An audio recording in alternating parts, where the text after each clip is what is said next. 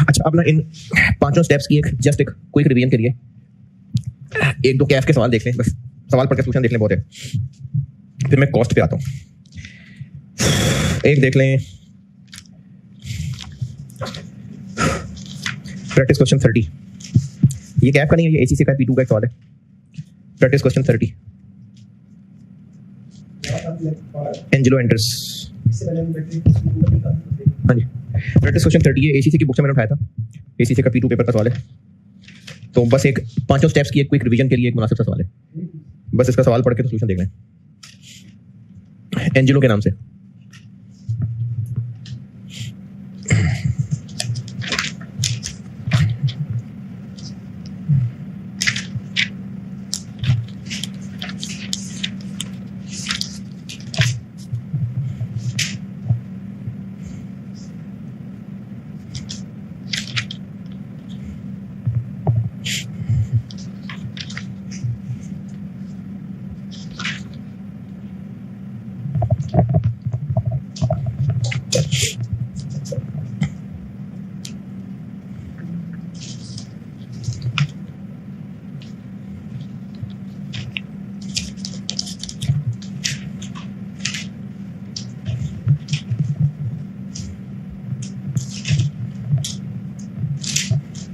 कल 5 बजे शुरू कर लें,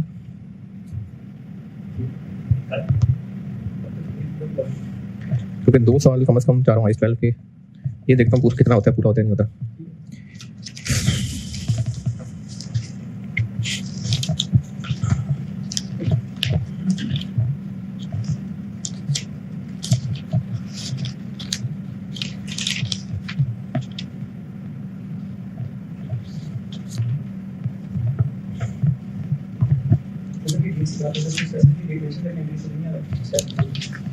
डेट्स अगर मेंशन है और एंट्रीज करनी है तो फिर डेट्स के साथ।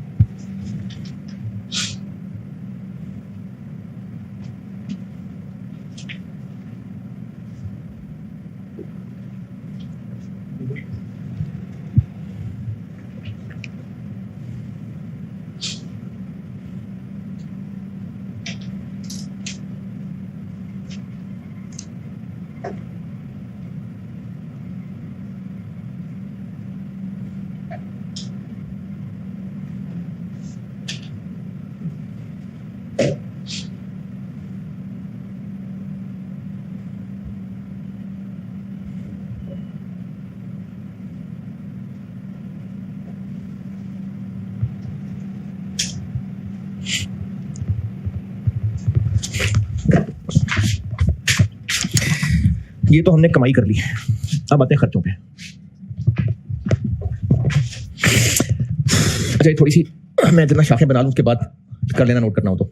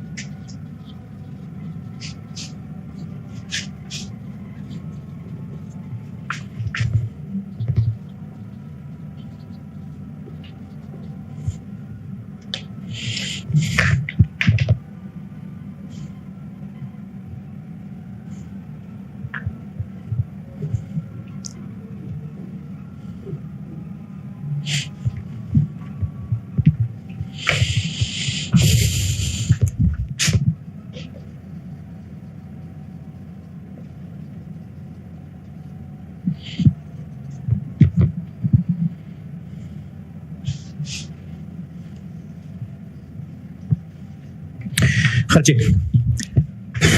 ये डब्बा बनाया मैंने, इसको कहा contract cost, contract work in progress का नाम रख देंगे बेशक। जो प्रोडक्ट हम बना रहे हैं, मटेरियल, लेबर, बाकी सारे खर्चे, या अगर सिर्फ खरीद रहे हैं तो परचेज कॉस्ट। मैंने बढ़ाने के लिए इसको मैन्युफैक्चरिंग कह दिया। ये तो काम करने की कॉस्ट है। एक है जो कॉन्ट्रैक्ट से पहले की कॉस्ट। हमने कस्टमर को बाकियों के साथ मिलके अपनी तरफ से प्रपोजल देने थे, बिड जमा करवानी थी। बिड जमा कराने के खर्चे हो सकते हैं। जब ये खर्चे हो रहे हैं तो क्या यकीन है कि हम ये कॉन्ट्रैक्ट जीतेंगे? नहीं। इंक्रीमेंटल खर्चे मैं उनको कह रहा हूं, जो कॉन्ट्रैक्ट जीतेंगे तो होंगे, कॉन्ट्रैक्ट नहीं जीतेंगे तो नहीं होंगे। For example commission.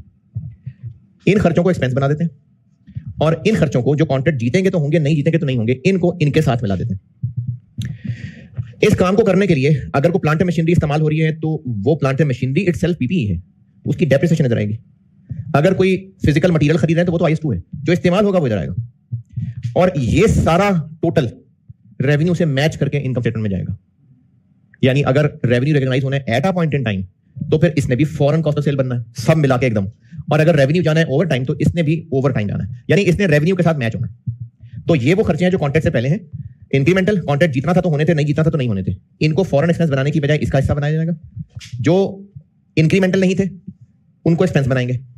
और जो काम करने के खर्चे हैं, जिनको मैंने कॉन्ट्रैक्ट वर्क इन प्रोग्रेस नामी अकाउंट में रख लेना है, इनको इनकम स्टेटमेंट में ले जाना है, यानी कॉस्ट ऑफ सेल बनाना है रेवेन्यू से मैच करते हुए। अच्छा, जरूरी नहीं है कॉस्ट ऑफ सेल, इसलिए मैंने कॉस्ट ऑफ सेल नहीं लिखा क्योंकि ये एक्चुअली कॉस्ट ऑफ सेल थोड़ी है, लेकिन इनको एक्सपेंस रेवेन्यू से मैच करते हुए बनाना है। और इसके लिए ना सवाल में IS में वर्ड अमोर्टाइजेशन का यूज हुआ है। वो IS 38 वाली अमोर्टाइजेशन नहीं है, वैसे यूज हुआ है कि इस खर्चे को अमोर्टाइज करेंगे ओवर द पीरियड रेवेन्यू के साथ। और जो वैसे बिजनेस के जनरल एडमिनिस्ट्रेटिव खर्चे हैं वो तो एक्सपेंस है। तो ये मैंने आपको पेज नंबर 7 पे कॉन्ट्रैक्ट कॉस्ट्स के नाम से जो कुछ लिखा हुआ है सब बता दिया।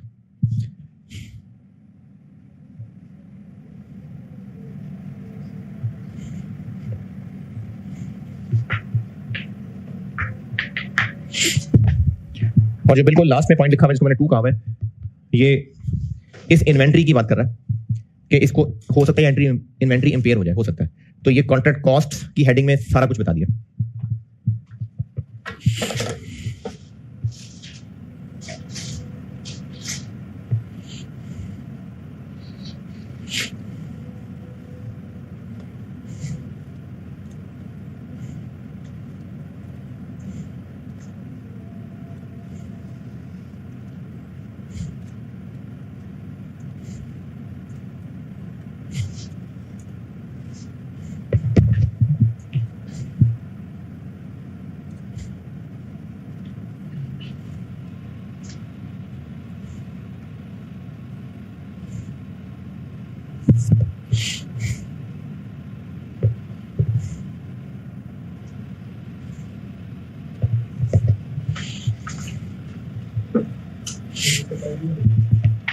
सबसे आखिर में जो पॉइंट लिखा,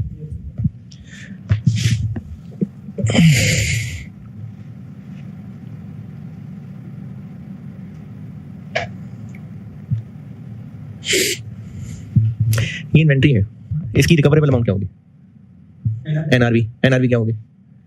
जितना रेवेन्यू और रिकॉग्नाइज होना है माइनस अगर मजीद कोई कॉस्ट इनकर होनी है तो ये ज्यादा है, एनआरवी कम है, तो राइट डाउन कर लेंगे ना, ये लिखा हुआ the entity shall recognise an impairment loss. जी, ये जिसको इस टेबल में दूसरा हिस्सा जो बनाया, cost to fulfil the contract.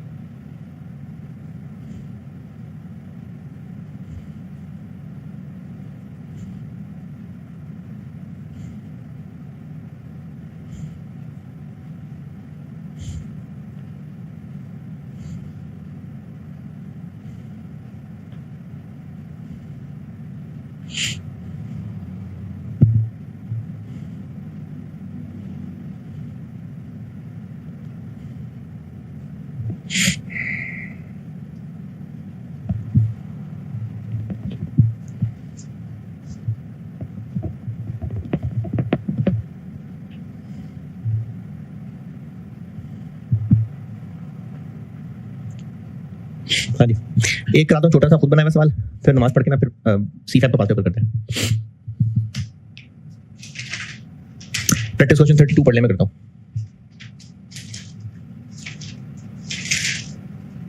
Practice question 32 Kamran builders, पढ़ ले, मैं करता हूँ।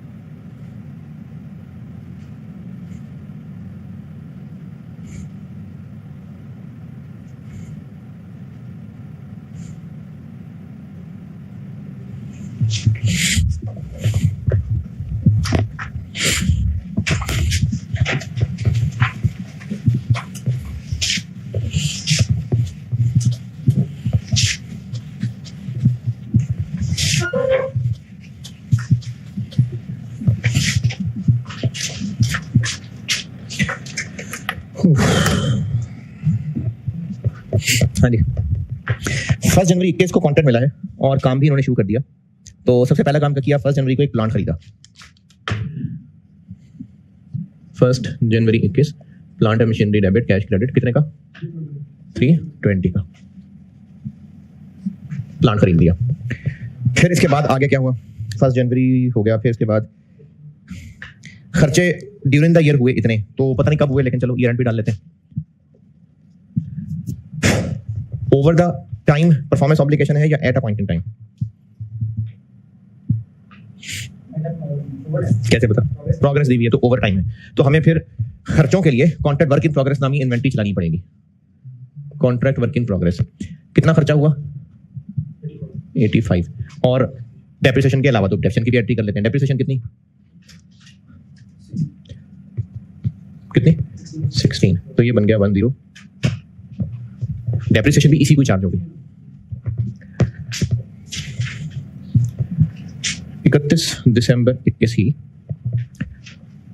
रेवेन्यू, तो रेवेन्यू कितना रिकॉर्ड होगा, ये मैंने 2 डेबिट छोड़े। प्रोग्रेस है 22%, किसका 22%, पूरी कॉन्ट्रैक्ट प्राइस का कितनी है, 700, 22%,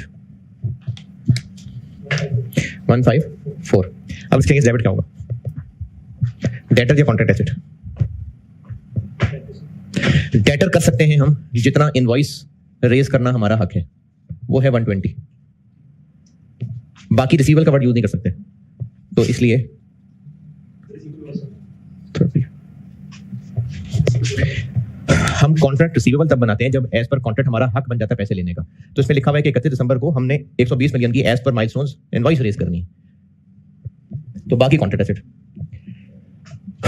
अब रेवेन्यू रिकॉग्नाइज किया ना, तो कॉस्ट ऑफ सेल भी रिकॉग्नाइज करनी है, वो भी कितनी? 22%। किसका 22%? जो अब तक हुआ है उसका 22%। ये किसका 22% है? टोटल प्राइस का। तो कॉस्ट ऑफ सेल भी किसका 22% होगा? टोटल कॉस्ट का। तो अभी तक खर्चा हो चुका 101, और मजीद कितना होना है? कितना एडिशनल होनी है? 310, और डेप्रिसिएशन होनी है 32।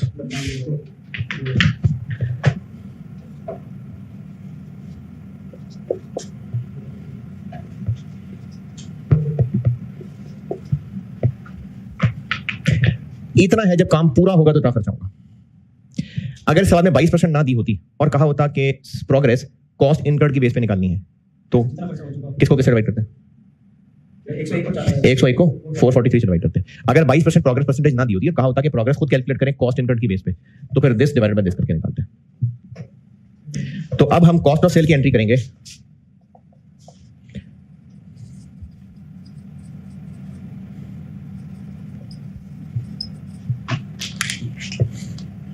$443 का 22%।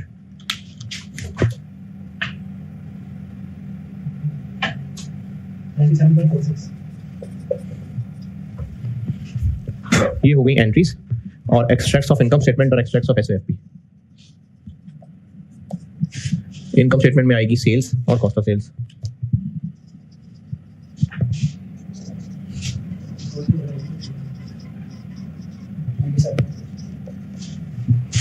डेप्रिसिएशन रहेगी नहीं, वो तो इसके अंदर डेबिट गई है और उस टोटल का 22% यहां आ गया।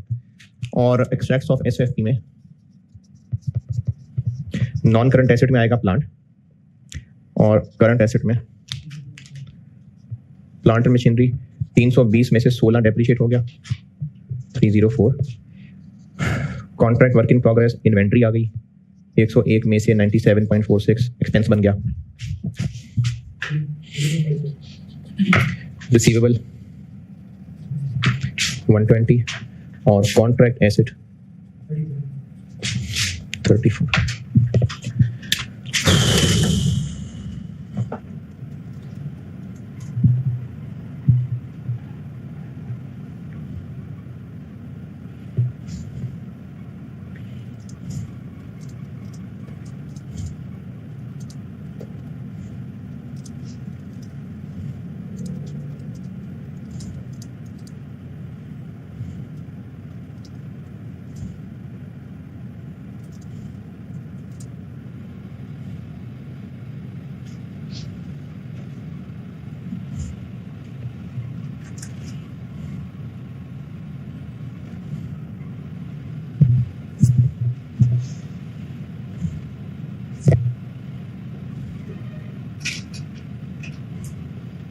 हालात लग रही है कितना कर जाएंगे 326 करके हैं इंडिया। चलिए मगरिब पढ़ने फिर पास से कराता हूँ सवाल। कॉस्ट ऑफ रेवेन्यू कह लें, कॉस्ट ऑफ सेल कह लें, कॉन्ट्रैक्ट कॉस्ट कह लें, पास से करते हैं सवाल। इसमें ना मैंने सोल्यूशन में चेंजेस किए हैं। आई सोल्यूशन बहुत अजीब सा था, मेरे तो समझ में नहीं आया, तो मैंने सोल्यूशन इसमें अमेंड किया हुआ है। ये है जी पास्ट पेपर्स वाले पोर्शन में दूसरा सवाल, जून 17 अटेम्प्ट का।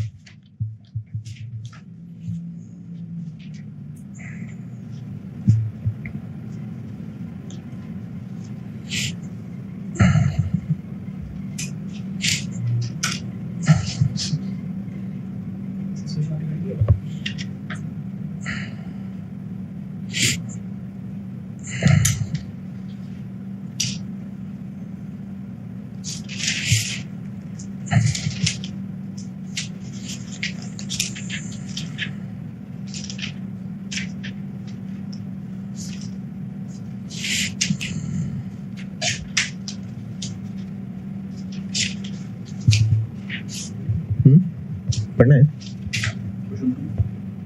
जी। जून 17 मैं करता हूँ बोर्ड पे।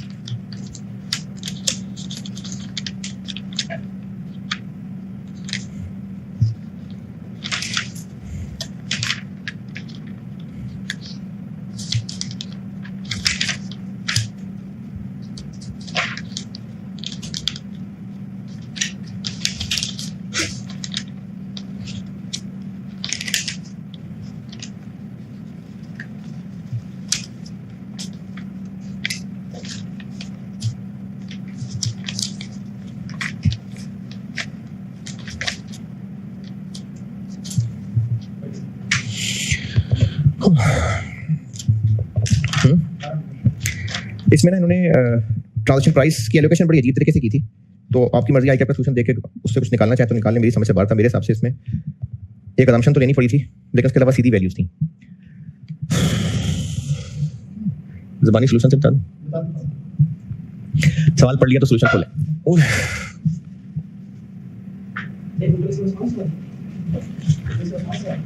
फुल फ्लैज यही थे। इससे पहले ना यानी अब देखें 2014 और ये उससे पहले ये IS 11 होता था ज़्यादा पुराने सवाल, तो IS 11 डिफरेंट था, IS 18 डिफरेंट था, तो खत्म हो गया IS 15 बना था। तो वो मेनली IS 11 स्टाइल के सवाल थे पुराने, तो फिर मैंने नहीं डाले।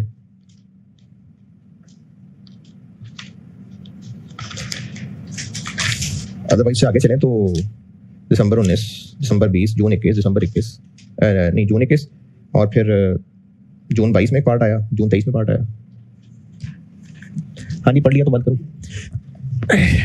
हम हैं BND और हमसे एक कस्टमर ने कॉन्ट्रैक्ट किया है कि हम उसको बिल्डिंग बनाकर देंगे और फिर 5 साल तक उस बिल्डिंग की मेंटेनेंस का काम भी अपने जिम्मे लेंगे।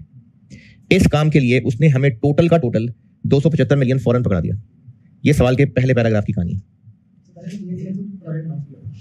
वो तो पुरानी बात होगी ना, और 50 मिलियन के लिए लैंड भी खरीद ली थी, वो होगी पुरानी बात। अब यह है कि उनसे एक कस्टमर ने कॉन्ट्रैक्ट किया कि आप हमें जो है ना इस जमीन जो आपने ऑलरेडी खरीद ली हुई है इस पे हमें बिल्डिंग बना दें और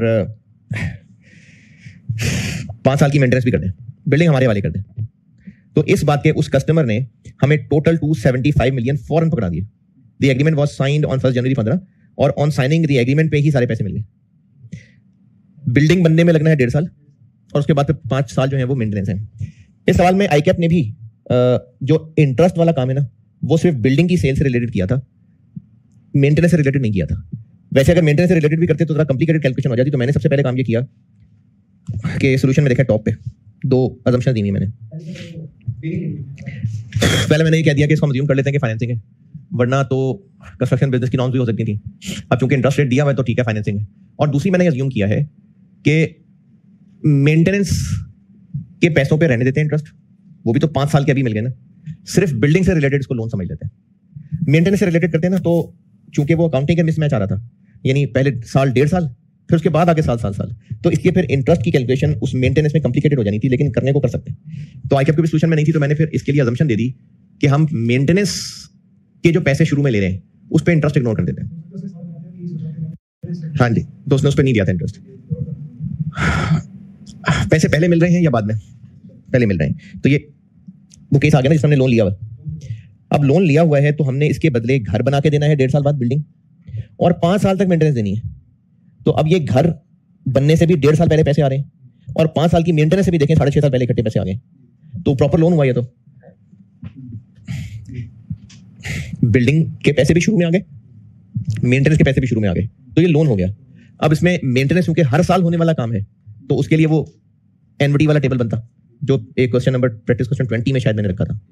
तो सिर्फ कैलकुलेशंस को बचाने के लिए ये अज्यूम किया है, आल्दो कि मैं इससे को बहुत मुतमिन नहीं हूं, बस कंस्ट्रक्शन बिजनेस का एक सवाल था जो मैंने पास पेपर का डाल दिया, अदरवाइज ये इतना अच्छा सवाल नहीं है। तो इंटरेस्ट की कैलकुलेशन मेंटेनेंस के पैसों से अवॉइड कर ली, टू अवॉइड, मैंने आगे नोट भी लिख दिया शुरू में सोल्यूशन में, to avoid complicated calculations financing arrangement is assumed to relate to building only. आईकैप ने भी ना कुछ इसको बिल्डिंग से रिलेटेड ही किया था, सेल से रिलेटेड, मेंटेनेंस हर साल बराबर ही रखी थी। तो मैंने आईकैप के ही पैटर्न पे रहते हुए, लेकिन जो और बाकी मुझे बहुत अजीब सी बात लगी थी वो मैंने चेंज कर दी। वो सेल्स की प्राइस मेरे बिल्कुल इख्तलाफ है जैसे आईकैप ने निकाली हुई थी, तो मैंने फिर वो अकॉर्डिंगली चेंज कर दी। तो अब इसमें हमने बिल्डिंग भी बना के देनी है और मेंटेनेंस भी देनी है। कितनी परफॉर्मेंस ऑब्लिगेशन? 2। तो वर्किंग 1 देखें सोल्यूशन में। ये वो वाला काम हो गया कि जो हमने सर्विसेज देनी है उस पर मार्कअप लगा के उसकी स्टैंड अलोन प्राइस बनाई और रिमेनिंग के लिए फिर वो प्रोडक्ट की प्राइस कह दी। तो 275 मिलियन में से 39 माइनस कर दिया। 39 कैसे निकला? हर साल की मेंटेनेंस से हमारा खर्चा आएगा 6 मिलियन और हम इस पर नॉर्मली कितना कमाया करते हैं, तो ये वो 1.3 कर दिया और 5 साल की मेंटेनेंस है। वर्किंग 1 बता रहा हूँ, 6 मिलियन खर्चा हर साल का, 1.3 से मल्टीप्लाई किया, इसमें मैंने 30% मार्कअप डाल दिया और इंटू 5 साल की मेंटेनेंस है। तो 5 साल की मेंटेनेंस की अमाउंट 39 आ गई, तो बाकी फिर बिल्डिंग के पैसे होंगे। 6 मिलियन दिया हुआ है ना और 3 मिलियन, 6 महीने में 3 मिलियन हुआ है, तो पूरे साल का 6 मिलियन हो गया और 5 साल के लिए 5 से मल्टीप्लाई कर दिया।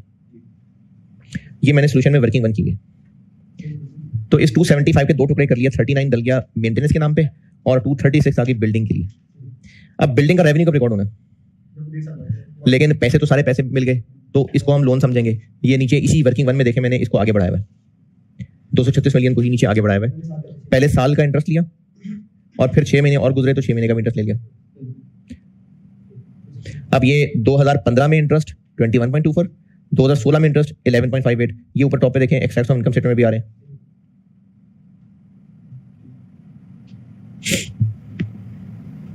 जी इनकम स्टेटमेंट में इंटरेस्ट एक्सपेंस, पैसे एडवांस मिल गए ना तो ये लोन लायबिलिटी और वक्त गुजरेगा तो इंटरेस्ट एक्सपेंस बनेगा। और 1.5 साल के बाद ये अमाउंट फल फूल के कितनी हो गई, तो हमने बिल्डिंग इसमें हमने कस्टमर के हवाले कर दी, तो इतनी अमाउंट से बिल्डिंग का रेवेन्यू रिकॉर्ड हो गया इनकम स्टेटमेंट में।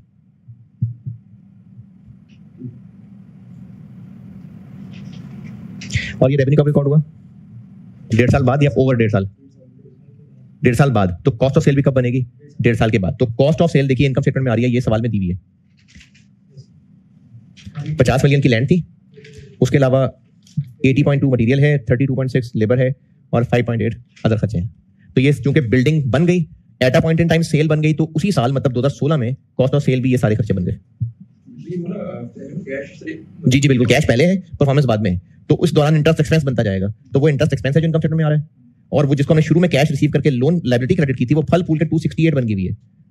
तो वो अब जब बिल्डिंग हवाले हो गई तो वो लोन डेबिट और सेल्स क्रेडिट।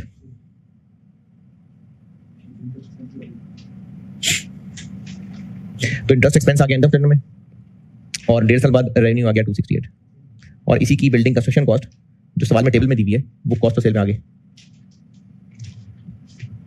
268 और 168। ये बता दो, ये बता दो। जी जी जी थी ना, तभी तो वर्किंग 1 में उसके पैसे साइड पे निकाले ताकि बाकी बिल्डिंग आ जाए।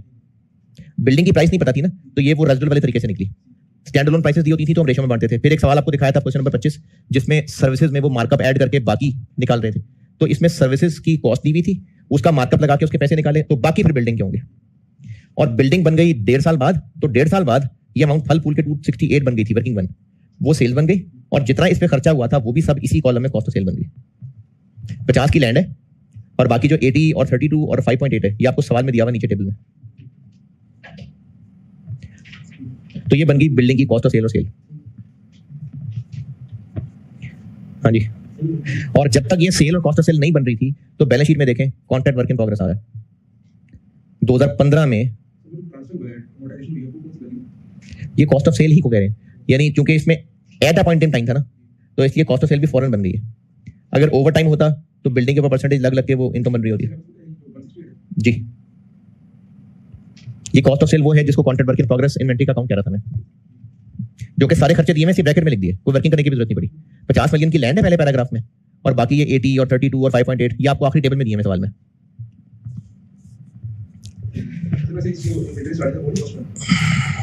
बिल्डिंग बना दी, मेंटेनेंस बिल्डिंग बनाने की तो कॉस्ट नहीं है। क्या क्या फेस करते हैं? हमने बिल्डिंग बना के कस्टमर को बेच दी। बिल्डिंग की कॉस्ट में क्यों आ गए? हमने बिल्डिंग बनाई, कस्टमर को दे दी, अब उसको 5 साल तक हमने बिल्डिंग साफ भी करके देनी है, उस सर्विस के भी पैसे लेने हैं, उसकी कॉस्ट मेंटेनेंस कॉस्ट भी है, कॉस्ट ऑफ सर्विसेज होगी। बिल्डिंग की कॉस्ट नहीं है वो जो हमने अलग से सर्विसेज का रेवेन्यू लेना है उसकी वो कॉस्ट है। तो बिल्डिंग कंप्लीट हुई है 2016 में, वो भी 30 जून 16 में। तो अभी हम सिर्फ 6 महीने ही मेंटेनेंस सर्विसेज दे पाए हैं, इसीलिए कॉस्ट भी 6 महीने की आ रही है और रेवेन्यू भी, सर्विस वाला रेवेन्यू वो भी 6 महीने का ही आ रहा है।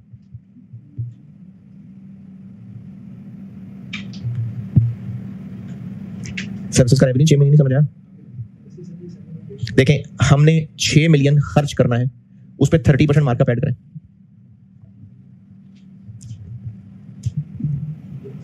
तो 1 साल की मेंटेनेंस की हम लोग जो फीस लेंगे 7.8, तो चूंकि अभी गुजरे ही 6 महीने, तो 6 महीने की हमारी सर्विस का रेवेन्यू आ गया और वही 6 महीने की हमारी मेंटेनेंस की अपने एक्सपेंस आ गया। 3 क्या है?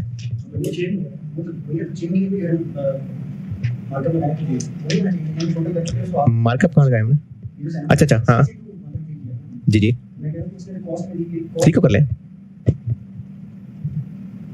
3 को 1.3 करें, 39 आ आएगा।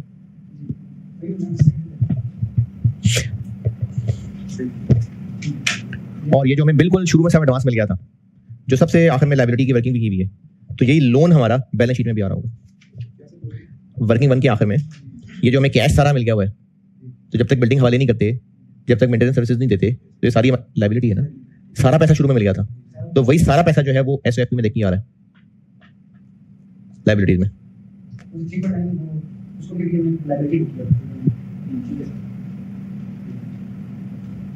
ये था सवाल।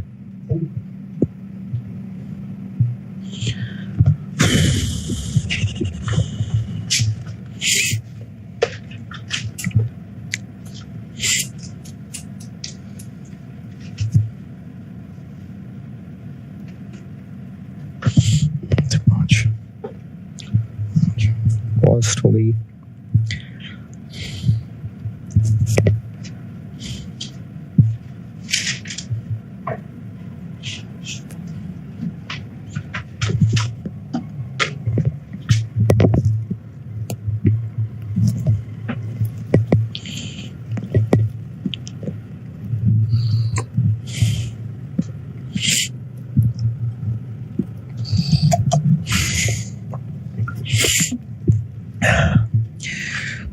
हाँ जी, कॉन्ट्रैक्ट वर्क इन प्रोग्रेस।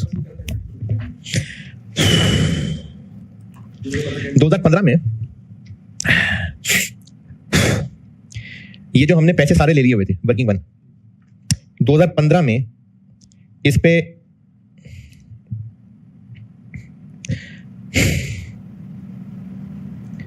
हम इंटरेस्ट डाल के 257 बना चुके हुए थे। ये वर्किंग 1, क्या ये अगले साल भी हमारी लायबिलिटी रहेगी? अगले साल सेटल हो जाएगी? क्यों? क्योंकि हम बिल्डिंग दे देंगे। तो उस 257 को तोड़ के बिल्डिंग बना दिया करंट लायबिलिटी में, और 6 महीने की हम मेंटेनेंस सर्विसेज भी दे देंगे 3.8, वो भी इनमें से निकाल के नीचे करंट लायबिलिटी में दिखा दिया। तो करंट लायबिलिटी में देखें 2015 की हेडिंग डाल के ब्रैकेट में मैंने 257 बिल्डिंग वाला ले लिया और 3.9 ये जो अगले साल में हमने इनकम बना देनी है। और यही सलूक अगले साल की बैलेंस शीट में भी किया कि जितनी लायबिलिटी बाकी रह गई थी उसमें से जितना उससे अगले साल इनकम बना देंगे, 1 साल की मेंटेनेंस, वो तोड़ के करंट में दिखा दी, और बाकी जो बच गया वो नॉन करंट में दिखा दी।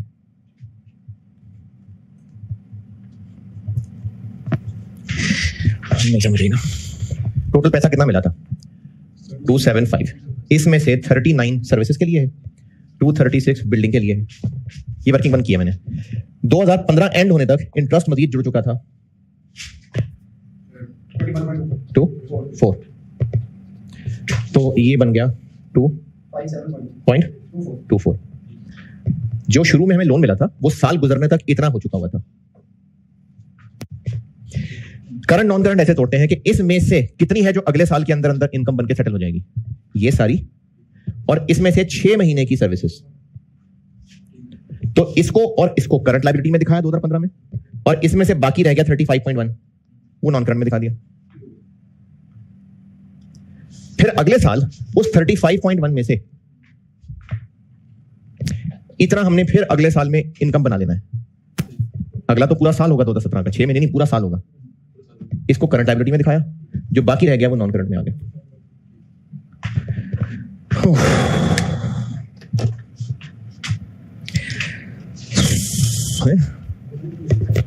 मुश्किल नहीं, इसके सवाल इतने मुश्किल नहीं है। आईएएस में चीजें बहुत ज्यादा है, अभी स्पेशलाइज सिचुएशन बहुत ज्यादा है।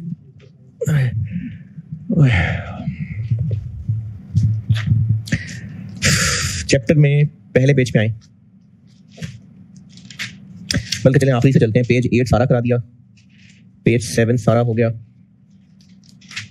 पेज 6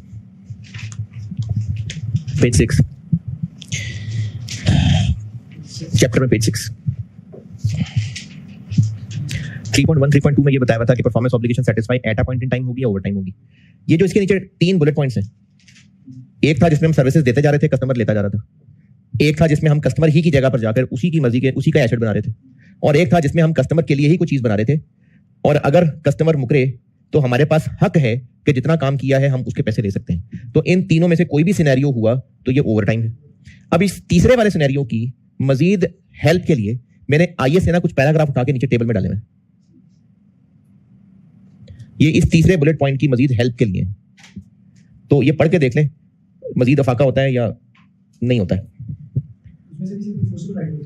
हाँ जी, मतलब हम कैसे फैसला करेंगे कि हमारा हक है पैसे लेने का।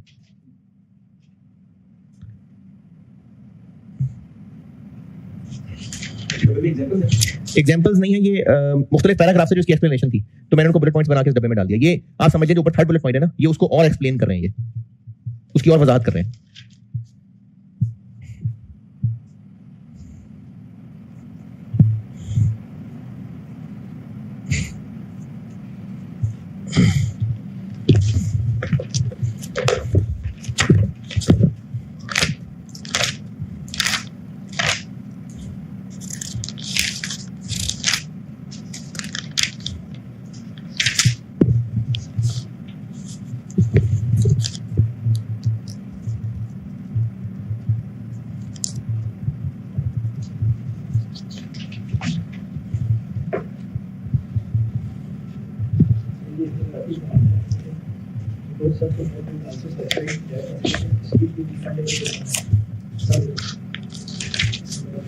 जी कौन सा?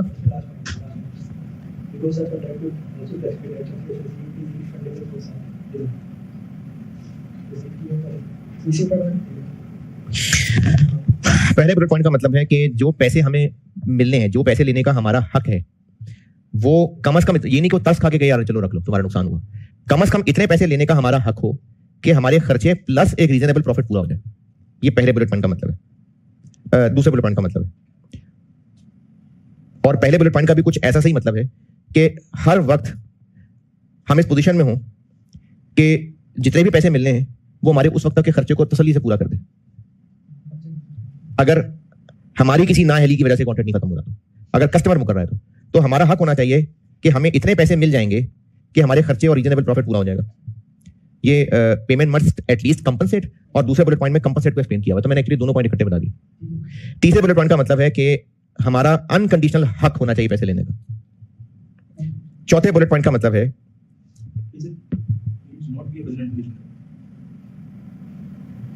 हाँ सॉरी, तीसरे बुलेट पॉइंट का मतलब है कि अनकंडीशनल राइट होना शर्त नहीं है।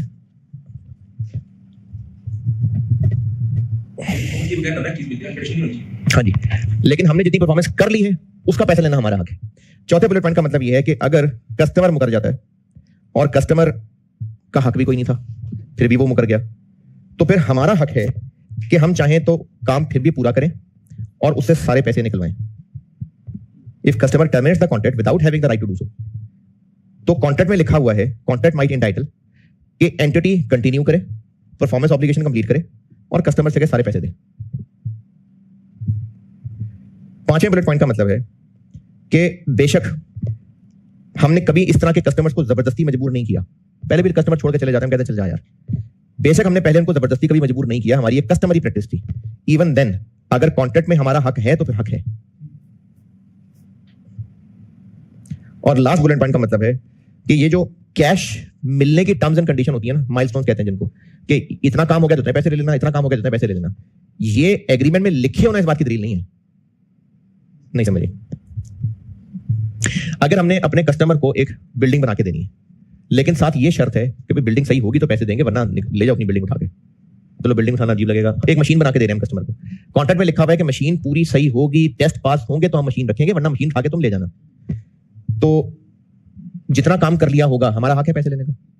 नहीं है ना, नहीं है, हमारा नहीं है। लेकिन कॉन्ट्रैक्ट में फिर भी लिखा हुआ हो सकता है कि 10% एडवांस दे देना, फिर हम फलाना कागज साइन कराए तो उतने पैसे और दे देना, फिर हम फलाना टेस्ट कराए तो उतने पैसे, यानी पेमेंट टर्म्स कुछ भी हो सकती हैं। तो पेमेंट टर्म्स लिखी होने से ये शो नहीं हो रहा कि हमारा हक है पैसे लेने का। ये मतलब है आखिरी बुलेट पॉइंट। क्योंकि अगर हमारा हक नहीं था और हम किसी वजह से काम खत्म करते हैं तो हमें पुराने पैसे वापस भी करने पड़ सकते हैं। ये इस बुलेट पॉइंट का मतलब है। तो इस सारे टेबल से ये सिखाने की कोशिश की जा रही है कि हमारा पैसे लेना हक तब है कि जितना काम किया है उसका सफिशिएंट पैसा मिलेगा, खर्चा प्लस प्रॉफिट।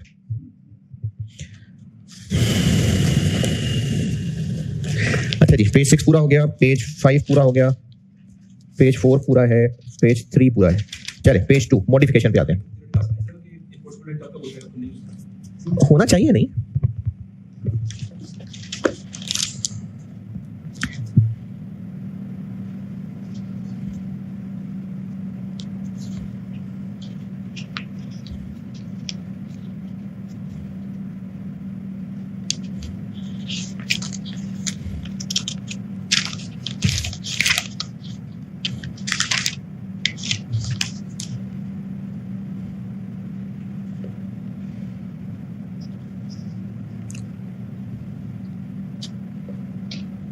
अच्छा, एक आसान सा सवाल पढ़ा देते हैं, मॉडिफिकेशन फिर करा देता हूँ।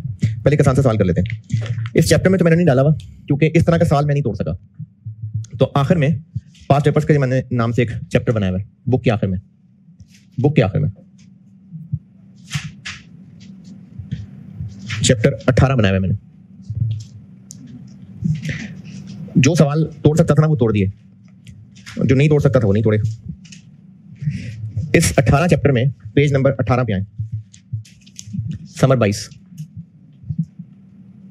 समर 2022, इस चैप्टर में पेज 18 पे क्वेश्चन नंबर 2। ये एक पूरी बैलेंस शीट बनी हुई थी और कुछ एरर्स थे और कहा था पूरी बैलेंस शीट दोबारा ठीक करके बना दे। तो इसमें मल्टीपल आईएस टेस्ट हुए हुए थे, तो इसको फिर मैं नहीं तोड़ सका। वरना एक्सट्रैक्ट्स का सवाल होता है ना, तो वो तो खुद ही वैल्यूज बनानी होती है, वो मैं तोड़ देता था। लेकिन एक बनी हुई बैलेंस शीट में एरर ठीक करने तो उसको मैंने नहीं तोड़ा। तो इसमें से ये सारा सवाल पढ़ने की जरूरत नहीं है, बस पॉइंट 3 पढ़े। पॉइंट 3 और पॉइंट 3 को ये सोच के सॉल्व करें कि इनकम स्टेटमेंट के एक्सट्रैक्ट्स और एसएफपी के बनाने होते तो क्या फिगर बनते, बाकी पे टैली कर लेते हैं। सिर्फ पॉइंट 3 पढ़े। अकाउंटिंग ईयर 31 दिसंबर 21 है, सिर्फ इसका पॉइंट 3 पढ़े और मैं रिक्वायर कर रहा हूं एक्सट्रैक्ट्स ऑफ एसएफपी और एक्सट्रैक्ट्स ऑफ इनकम स्टेटमेंट 2021 के।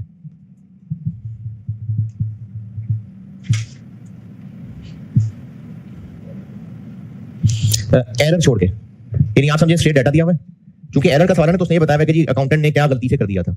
उस एरर को छोड़े, आप डाटा के हिसाब से सिर्फ ये कैलकुलेट कर दें कि एक्सट्रैक्ट्स ऑफ एसएफपी में क्या आएगा और एक्सट्रैक्ट्स ऑफ इनकम स्टेटमेंट में क्या आएगा। फिर वैल्यू स्टडी कराता हूं। पॉइंट नंबर 3 क्वेश्चन नंबर 2 का जून 22।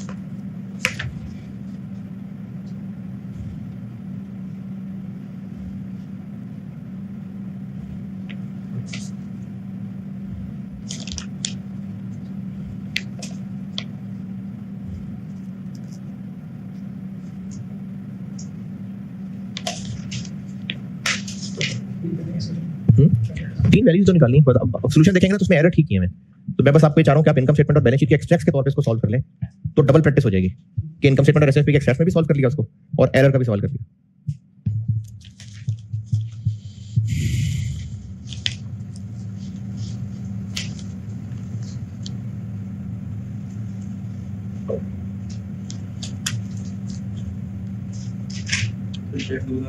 इक्कीस 31 दिसंबर 21।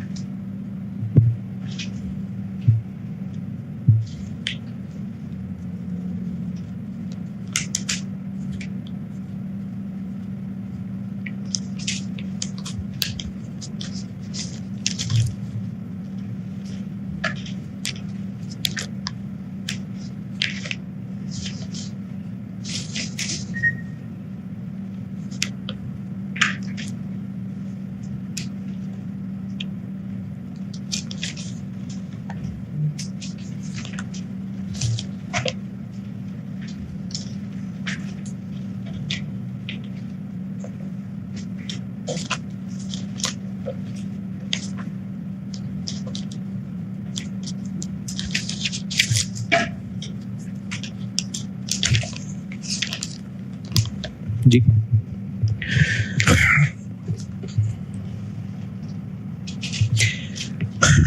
पच्चीस यूनिट्स मार्च में डिलीवर करने और 25 फिर उसके 6 महीने बाद। अभी इनमें से सिर्फ 15 पे काम हो चुका है, मैन्युफैक्चर हो गए हैं, लेकिन डिलीवर अभी नहीं हुए। तो 120 मिलियन हमारे पास इन्वेंट्री पड़ी हुई है, तो करंट एसेट्स में इन्वेंट्री आनी चाहिए 120 की। कॉन्ट्रैक्ट वर्क इन प्रोग्रेस कह लें या बन चुकी हुई तो इन्वेंट्री भी कह सकते हैं। तो 120 मिलियन की करंट एसेट्स में इन्वेंट्री आएगी। फिर सेल्स टीम ने 15 मिलियन खर्च किया था प्रपोजल जमा करवाने पे और 20 मिलियन उनका बोनस था कॉन्ट्रैक्ट जीतने पे। तो ये जो बोनस है ये कॉन्ट्रैक्ट वर्क इन प्रोग्रेस में रहेगा और जो 15 मिलियन है ये एक्सपेंस बनेगा। नहीं 120 जो है ना ये तो टिपिकली वो 15 यूनिट्स बनाने का खर्चा है। 20 मिलियन अलग है, 120 इन्वेंट्री में आएगा, चाहे इन्वेंट्री कह लें चाहे कॉन्ट्रैक्ट वर्क इन प्रोग्रेस कह लें। और जो 20 मिलियन बोनस है ये भी कॉन्ट्रैक्ट वर्क इन प्रोग्रेस में आएगा। करते हैं, लेकिन उसने इंक्रीमेंटल को समझा दिया ना कि ये क्या है, उसने ये एक्सप्लेन कर दिया ना कि क्या चीज है। तो 15 देखें, सिर्फ वर्ड इंक्रीमेंटल पे धोखा ना खाएं। 15 मिलियन की चीज के प्रपोजल बनाने और जमा कराने के, तो वो तो कॉन्ट्रैक्ट मिलता ना मिलता वो तो करना ही था। 20 मिलियन बोनस है, तो वो जो बोनस है वो तो कॉन्ट्रैक्ट मिलने की खुशी में है, तो वो चाहे 120 में ऐड कर दें चाहे उसको अलग से कॉन्ट्रैक्ट वर्क इन प्रोग्रेस बना दें। तो बैलेंस शीट में करंट एसेट्स में 120 और ये 20 आएगा बस।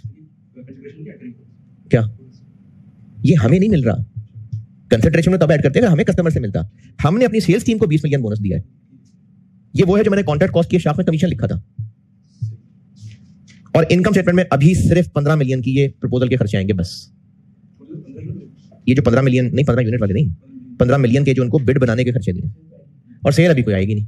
तो एरर ये हुआ था कि उसने 15 यूनिट्स की सेल और कॉस्ट ऑफ सेल मान ली थी, तो वो रिवर्स हो जाएगी और उसको इन्वेंट्री बना लेंगे और डेटर में से भी 15 यूनिट्स की सेल माइनस हो जाएगी। ये इसकी एरर की करेक्शन थी। तो ये जून 22 में छोटी सी एडजस्टमेंट टेस्ट हुई थी रेवेन्यू की।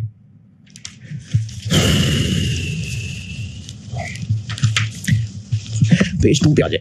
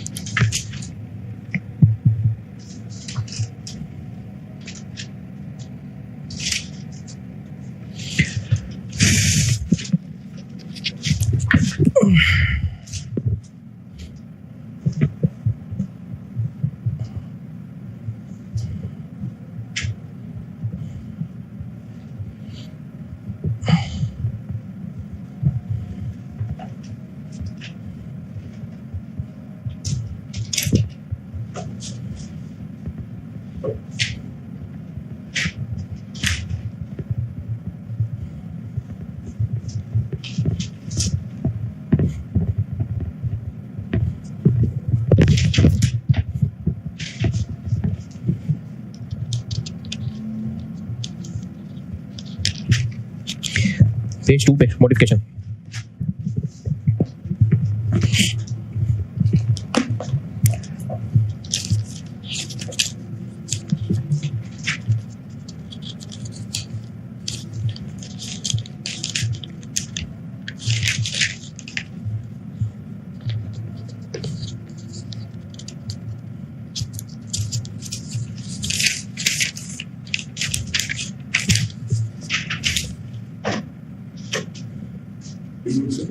पेज 2 पे मॉडिफिकेशन।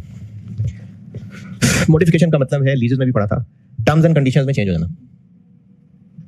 कस्टमर ने हमसे जो चीज बनवाई है या खरीदनी है, जो कॉन्ट्रैक्ट किया हुआ है, उसकी टर्म्स एंड कंडीशंस में चेंज हो जाए तो मॉडिफिकेशन है।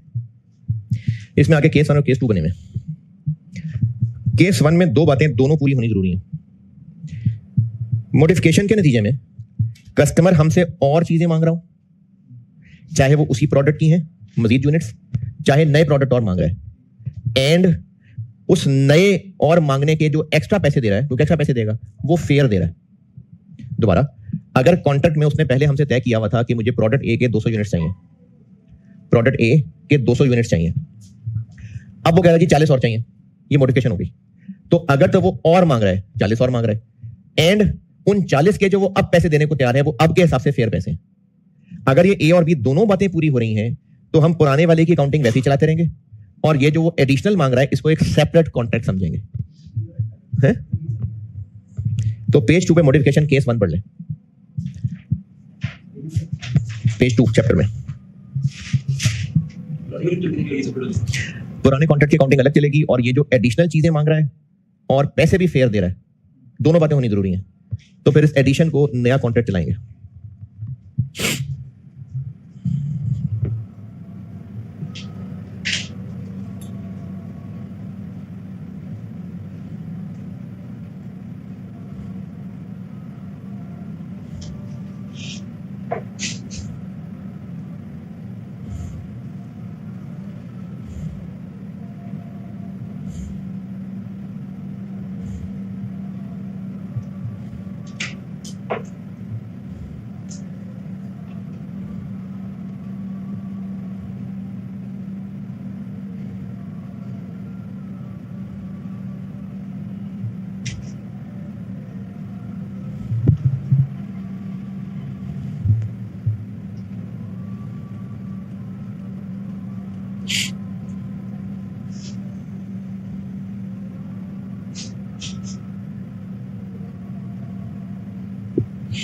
केस 1, कस्टमर हमसे टर्म्स एंड कंडीशंस चेंज करके और चीजें मांग रहा है। वो नया प्रोडक्ट भी हो सकता है और पुराने प्रोडक्ट के और यूनिट्स भी हो सकते हैं, एडिशनल होना जरूरी है, एंड जो उसके पैसे वो दे रहा है वो फेयर है।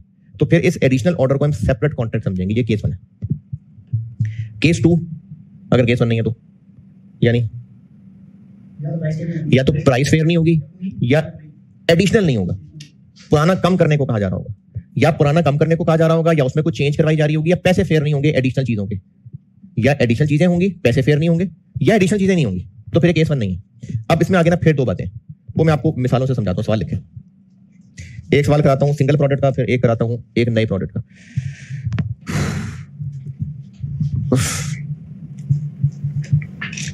On 1 April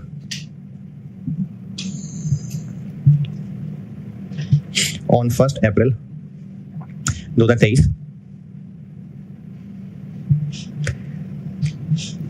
a contract was on 1st April 2023 a contract was entered into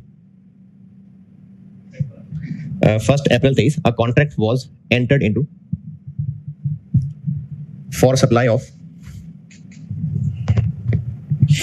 for supply of 100 units of product A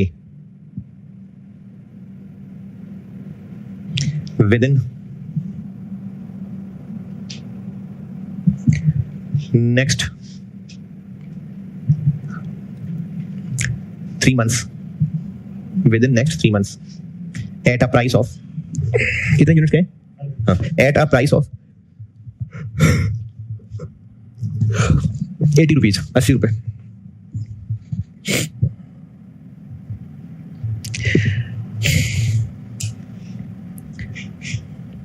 Cash was agreed to be paid on delivery. Cash was agreed to be paid on delivery.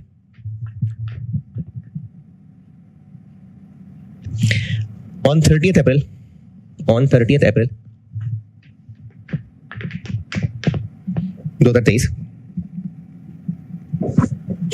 on 30th April 2023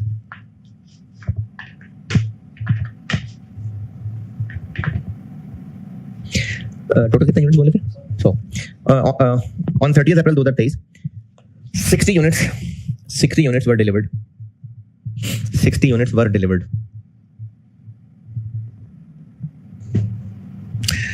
On 15 May 2023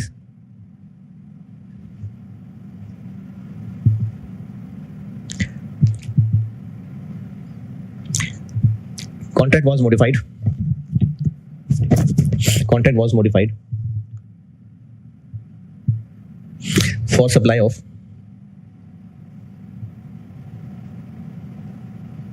additional 30 units of product A, additional 30 units of product A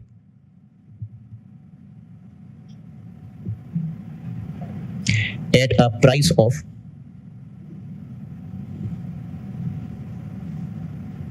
₹50 per unit, at a price of ₹50 per unit, which was not equal to standalone price.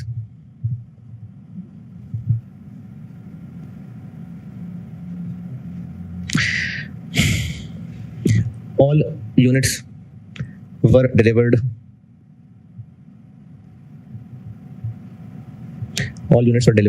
on 31 मई 2023।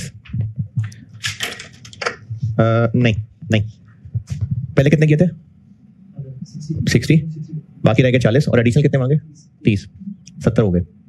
तो 50 units all नहीं, 50 units were delivered on 31 में, और कितने रह गए? 20 रह गए। And remaining 20 were delivered on 15 जून।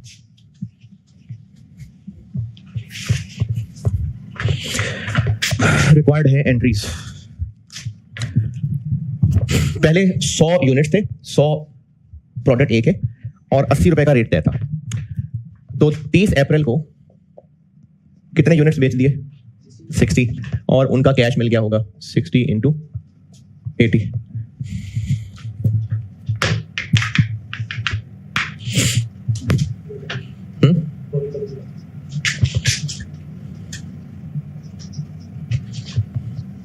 फिर उसके बाद कॉन्ट्रैक्ट अमेंड हुआ, और अमेंड होके और यूनिट्स मांगे, लेकिन उनकी प्राइस थोड़ी रखी है, फेयर नहीं है।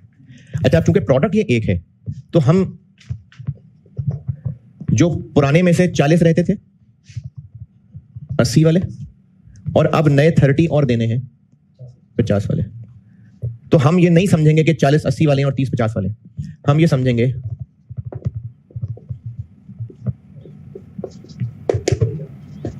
कि 70 के 70 1/4 ईच है। तो जो पहले हो गया सो हो गया, मॉडिफिकेशन के बाद जो रह गया हम उनकी अमाउंट और नए आने वाले यूनिट्स की अमाउंट को मिला लेंगे और ये समझेंगे कि जो पहले हो गया सो हो गया। अब क्या है, 70 यूनिट्स बेचने हैं 4700 में। प्रोडक्ट वही है ना, तो हम ये कहेंगे कि जो पहले बेच दिए वो बेच दिए, आप कॉन्ट्रैक्ट थोड़ा मॉडिफाई, तो जो पहले हो गया सो हो गया खत्म। अब जो रहता था प्लस जो नया आ गया, और जितनी अमाउंट पहले रहते वाले की थी प्लस नए की अमाउंट। अब हम क्या समझेंगे, पुराना कॉन्ट्रैक्ट खत्म, अब नया कॉन्ट्रैक्ट है इतने रुपए में इतने यूनिट्स देने वाला। पुराना खत्म और जो बाकी रह गया था प्लस जो नया आया इतनी अमाउंट का, अब नया कॉन्ट्रैक्ट है इतने यूनिट्स देने वाला। तो 31 मई को कितने बेच रहे हैं? 50। कितने का? एक 67.14 का ना, 67.14 कितना? 57 जी। अब मैंने सवाल में तफसील बताई नहीं, तो मैं एक चीज अज्यूम कर रहा हूं कि ये जो हमने 50 दिए ना, 40 ये वाले और 10 इसमें से।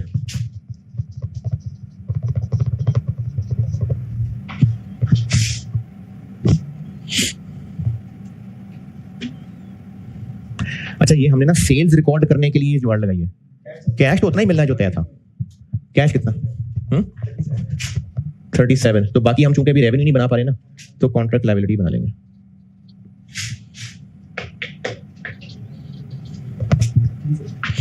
और उसके बाद 15 जून को बाकी 20 भी बेच दिए।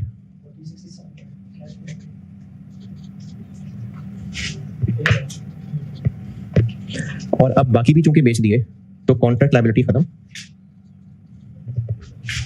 और जो बाकी बेच दिए 20 × 67.14 वाले। तो इस मॉडिफिकेशन में क्या हो रहा है कि इसी प्रोडक्ट के और यूनिट्स देने हैं लेकिन प्राइस फेयर नहीं है, तो केस 1 नहीं हो सका। इसलिए जो पहले हो गया सो हो गया, वो वहीं क्लोज। अब जो रह गया था प्लस जो नया है, हम समझेंगे अब एक नया काम है 4700 रुपए के 70 यूनिट्स, इसलिए पर यूनिट सेल प्राइस ये बन गई। तो हम जितने यूनिट्स बेचते जाएंगे उतनी सेल रिकॉर्ड करते जाएंगे। ये तो हमने अकाउंटिंग के लिए काम किया है, कैश तो वही मिलेगा जो एग्रीड था।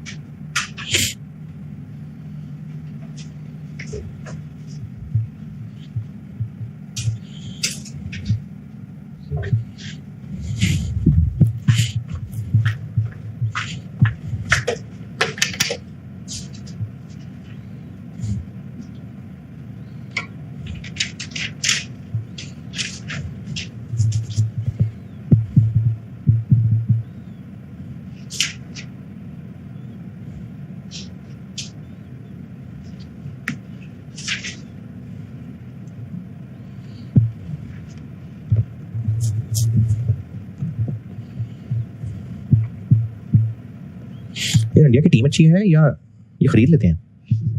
35 पे 3 साउथ अफ्रीका है, डीकॉक भी गया। और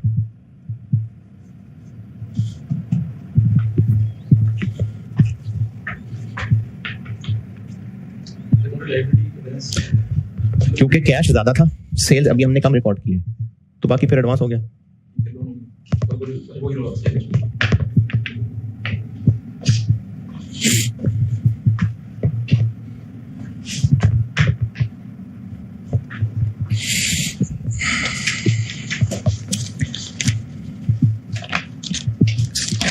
इलस्ट्रेटिव एग्जांपल्स में 7 पढ़ लें।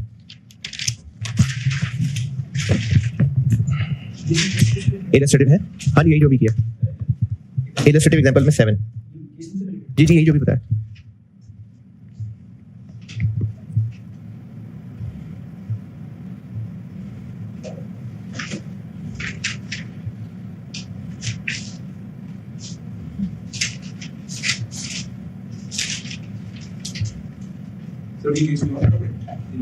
नहीं, अभी पहला बताया। केस 2 के टेबल में 2 बताई मैंने, उसमें से पहला वाला बताया अभी, डिस्टिंक्ट वाला। पढ़ लें बेशक, पढ़ लें पहले पेज 2 पे, पहले बेशक अंग्रेजी पढ़ लें। केस 2 में से टेबल में से पहला बताया मैंने अभी, और इसका एक और सवाल भी कराता हूं अभी।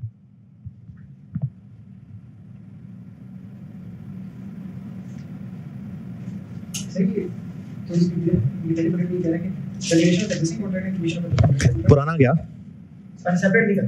हाँ, जो हो गया सो हो गया, खत्म। अब जो बाकी रह गया था प्लस जो नया है, उसको मिला के अब हम कहेंगे नया काम। केस 1 ये था कि पुराना कॉन्ट्रैक्ट एडिशन चलता रहेगा, एडिशन वाले को एक नया सेपरेट कॉन्ट्रैक्ट समझेंगे।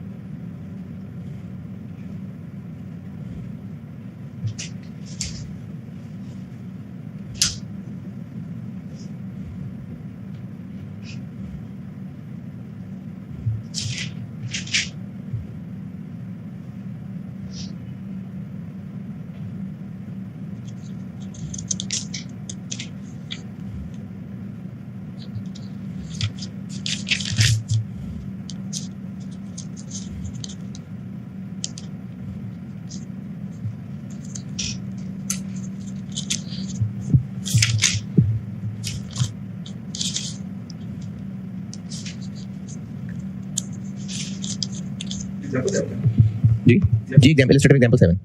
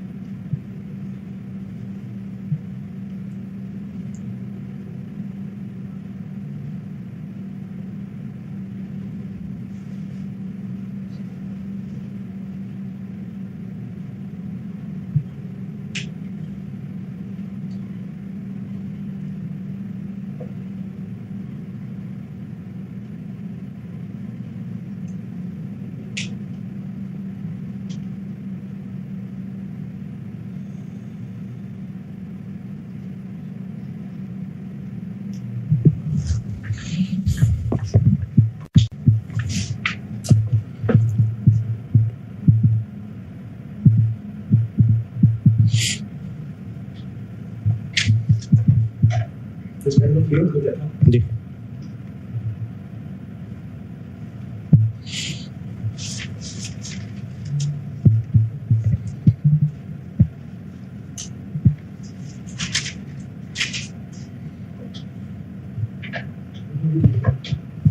जी, तो यहाँ यूनिट से मसाल है। अच्छा, इसमें मैं ना प्रोडक्ट चेंज कर देता हूँ, सवाल लिखें एक और।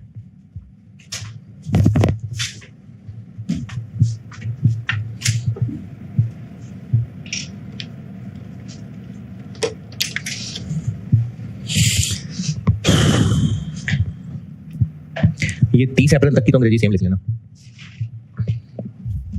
100 यूनिट थे 80 रुपए के प्रोडक्ट ए के, और 30 अप्रैल तक 60 बेच दिए थे, ये तो सेम लिख लें।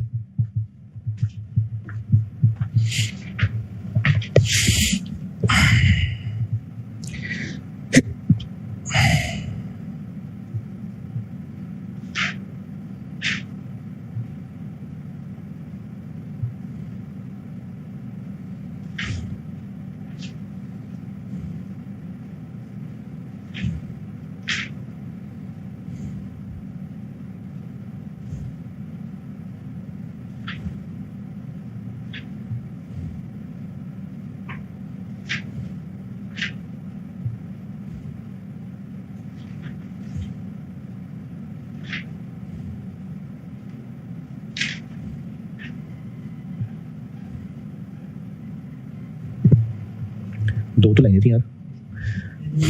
30 अप्रैल तक लिखना है, 30 अप्रैल तक 60 यूनिट्स ऑफ प्रोडक्ट डिलीवर हो गए। उसके बाद कॉन्ट्रैक्ट कब चेंज हो रहा था? चले ऑन 15 में contract was modified.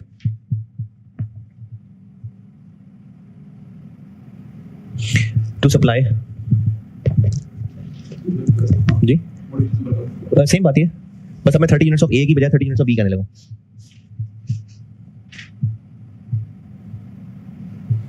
30 units of B, ए की जगह बी। 30 यूनिट्स ऑफ ए गए थे ना पहले, 30 यूनिट्स ऑफ ए गए थे ना, अब 30 units of B at a price of 50 रुपए। सेम, सिर्फ मैंने ए की जगह बी किया बस। Whereas standalone price of B at that time, whereas standalone price of B at that time was 100 रुपए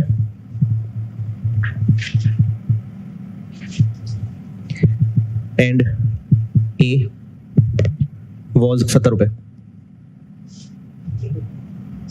जी 70। कॉन्ट्रैक्ट में हमने 80 रुपए कहे में, वैसे उसका स्टैंड अलोन प्राइस चेंज हो गई जी जी। या मॉडिफिकेशन डेट पे हम लोग पुराना खत्म करके नया करने लगे ना, तो उसके लिए फिर दोबारा स्टैंड अलोन प्राइस चाहिए थी। तो उस वक्त ए की स्टैंड अलोन प्राइस 70 हो चुकी थी और उसकी 100 थी। 40 units of A were delivered on 31 मई। अब की बात मैंने सिर्फ चेंज करके उसको ए की जगह बी कर दिया। 50 वाले बात सेम है, बस एडिशनल सेंटेंस ये बता रहा हूं कि उस वक्त स्टैंड अलोन प्राइस बी की 100 रुपए थी और ए की 70 रुपए थी। 31 मई को 40 यूनिट्स ए डिलीवर हो गए और 15 जून को 30 यूनिट्स बी डिलीवर हो गए। ए के जो 40 रहते थे वो डिलीवर हो गए और 15 जून को जो बी के 30 थे वो डिलीवर हो गए जी।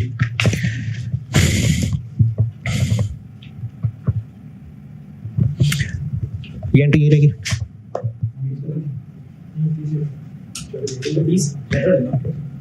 यही रहेगी ना,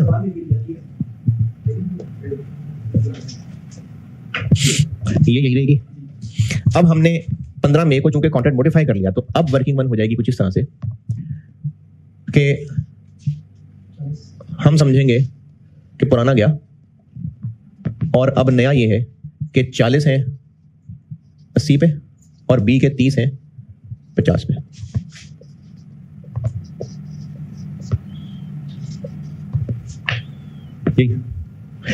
लेकिन चूंकि ये प्रोडक्ट्स अलग अलग हैं, तो हमें इस 4700 को एलोकेशन करनी पड़ेगी। स्टैंड अलोन प्राइस कितनी है? ए की 40 इंटू 70 और बी की 30 इंटू 100, 2800 और 3000।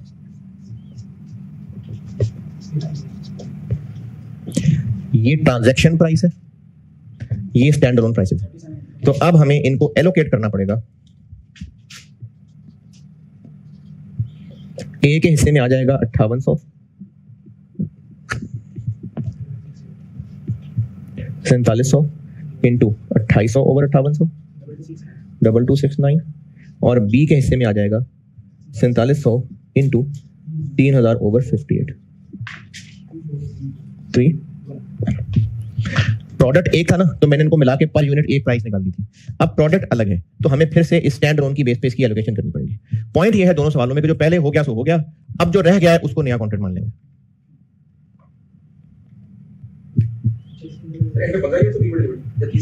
30 है ना, 15 जून का आता मैंने।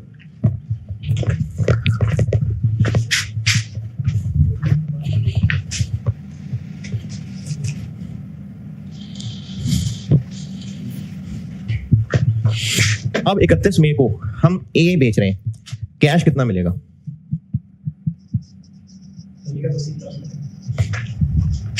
लेकिन सेल हम कितनी मानेंगे? 2269। अच्छा, और अगर ए के अभी को 10-20 बेच रहे होते तो इसको 40 से डिवाइड करके पर यूनिट निकाल लेते, पैसे ज्यादा मिल गए।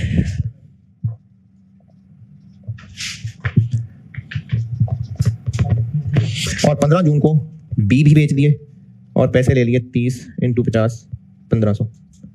लेकिन बी की सेल है 2431।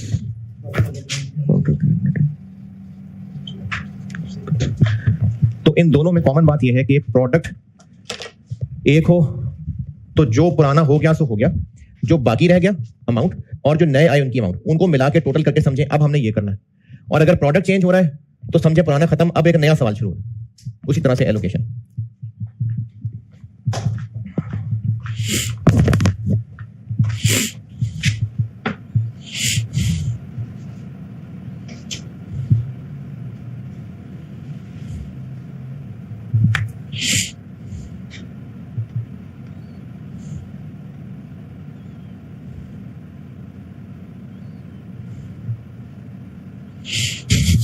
बचपन पे 5 मिनट।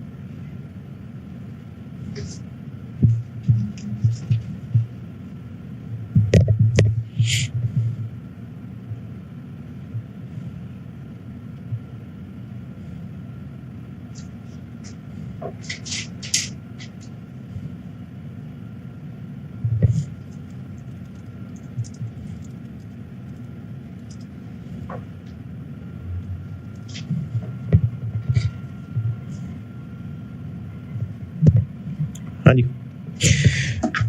अच्छा, एक सवाल। अच्छा, मॉडिफिकेशन बस खत्म और IFRS भी कह लो खत्म। अब रह गई इसकी स्पेशल सेशन। कल फिर 5 बजे शुरू करते हैं। पहले ISPL के 2 सवाल कराता हूँ, फिर ये रेवेन्यू का आखिरी लेक्चर कराता हूँ। अच्छा, आप एक काम की करें कि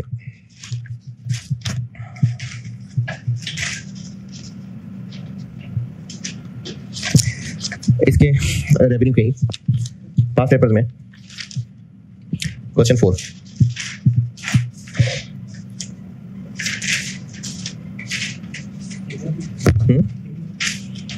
हिकमत लिमिट।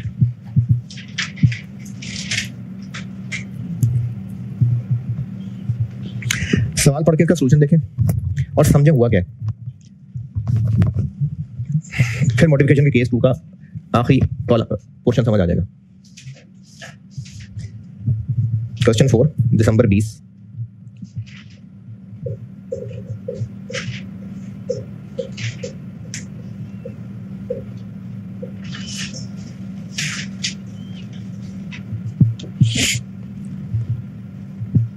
हिकमत लिमिटेड के नाम से।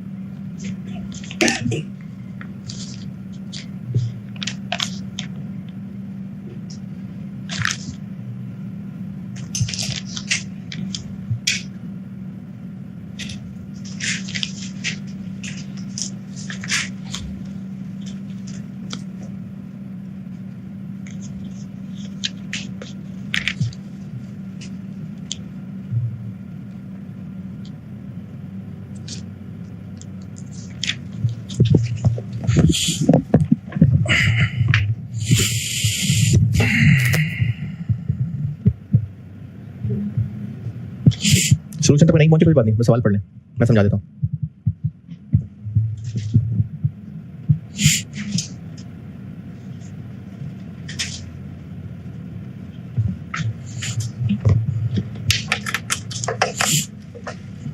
हाँ जी, 1 सितंबर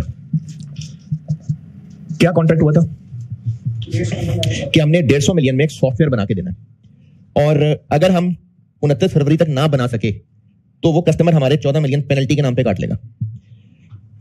तब हमें लगता था कि हम बना लेंगे कि नहीं बना सकेंगे, तो तब हमने टोटल प्राइस, ट्रांजैक्शन प्राइस 150 ही सोची थी, और हमारा अंदाजा कॉस्ट का 90 था। 31 दिसंबर आ गया, 31 दिसंबर तक कॉस्ट टू डेट हो चुकी थी 67.5। अब ये सवाल ना 7 नंबर इसके बहुत ज्यादा थे, इसने आपको खुद ही 75% प्रोग्रेस कैलकुलेट कर दी, लेकिन डेटा से पता चल रहा है कि ये इसने निकाली होगी कॉस्ट इनकर्ड की बेस पे, और प्रोग्रेस कैलकुलेट हुई होगी 67.5 ओवर 90, 75%। तो 2019 की इनकम स्टेटमेंट में क्या हुआ होगा?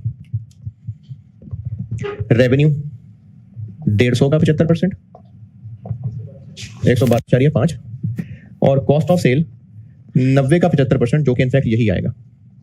ये वो अकाउंटेंट रिकॉर्ड कर चुका यहां तक। अब 31 दिसंबर 19 पे ही मॉडिफिकेशन हो गई, और कस्टमर ने हमसे कोई डिजाइन चेंज कराया होगा। तो क्या ये एक ही प्रोडक्ट के और यूनिट्स हैं? ये तो वही चीज है जिसका डिजाइन चेंज हो रहा है।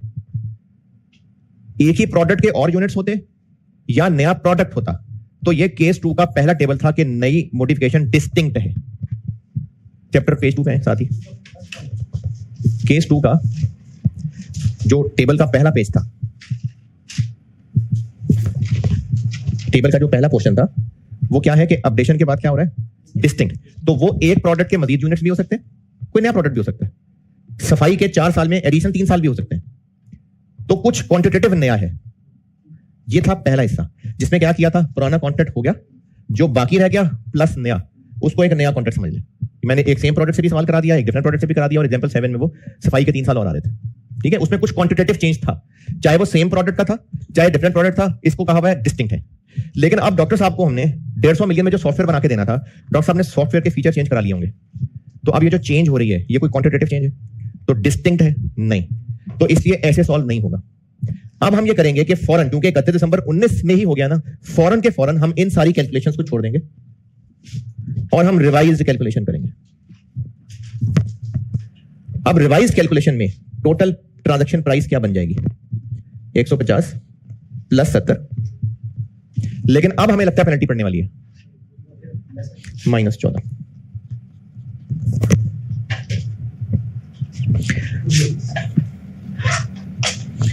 $90 प्लस 40। अब हमने इसको छोड़ दिया, मॉडिफिकेशन हो गई ना, हम सब क्यूमुलेटिव बेसिस पे चेंज कर देंगे।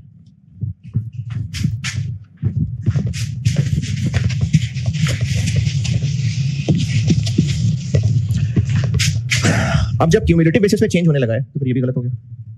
नई प्रोग्रेस निकालते हैं।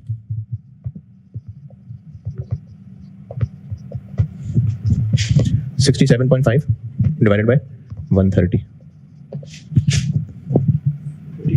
पॉइंट, तो रिवाइज्ड SOCI हो जाएगी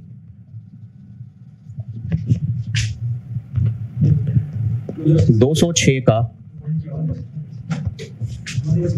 पॉइंट, और रिवाइज्ड कॉस्ट हो जाएगी 130 का। तो ये तो यही होगी। ये केस 2 का दूसरा हिस्सा, कि अगर जो मॉडिफिकेशन है उसमें कुछ क्वांटिटेटिव चेंज नहीं है, बस उसी सर्विस की शक्ल बिगड़ गई है, तो उसको हमने क्यूम्युलेटिव कैचअप एडजस्टमेंट करनी है। इसको क्यूम्युलेटिव कैचअप एडजस्टमेंट कहते हैं। कॉस्ट पे भी जाएगा, अगर ये तो कॉस्ट इनकट बेसिस है ना, प्रोग्रेस का कोई और तरीका होता तो और चेंज आ जाता। ये पेज 2 के सबसे आखिर में लिखा हुआ है क्यूम्युलेटिव कैचअप एडजस्टमेंट। ये मॉडिफिकेशन का केस 2 का दूसरा हिस्सा, कि अगर मॉडिफिकेशन ऐसी हो रही है जिसमें कोई क्वांटिटेटिव चेंज नहीं है, वही प्रोडक्ट का डिजाइन चेंज हो रहा है, तो उसको फिर हम क्यूमुलेटिव कैचअप एडजस्टमेंट करते हैं।